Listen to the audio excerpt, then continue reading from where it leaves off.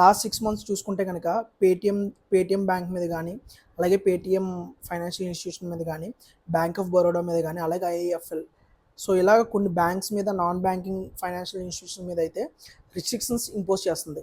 రీసెంట్గా కోటక్ మహీంద్రా బ్యాంక్ మీద ఒక రిస్ట్రిక్షన్స్ అయితే ఇంపోజ్ చేసింది. అదేంటంటే క్రెడిట్ కార్డ్ బిజినెస్, అంటే కొత్తగా క్రెడిట్ కార్డ్స్ బిజినెస్ ఇచ్చే బిజినెస్ ఏంటంటే ఆన్లైన్ ద్వారా అంటే నెట్ బ్యాంకింగ్ ద్వారా మీరు క్రెడిట్ కార్డు అప్లై చేసినప్పుడు కానీ, లేకపోతే మొబైల్ బ్యాంకింగ్ ద్వారా, సో ఆన్లైన్ ద్వారా జరిగే క్రెడిట్ కార్డ్ బిజినెస్ మొత్తానికి స్టాప్ చేయమని చెప్పింది. సో క్రెడిట్ కార్డ్ బిజినెస్ కొత్త బిజినెస్ అనేది స్టాప్ చేయమని చెప్పి రిజర్వ్ బ్యాంక్ ఆఫ్ ఇండియా చెప్పింది. ఎందుకంటే సమ్ టెక్నికల్ సాఫ్ట్వేర్ గ్లిచ్ అనేది సంథింగ్ ఏదో ఉందని చెప్పి వాళ్ళు ఫైండ్ అవుట్ చేశారు రిజర్వ్ బ్యాంక్ ఆఫ్ ఇండియా ఆడిట్లో.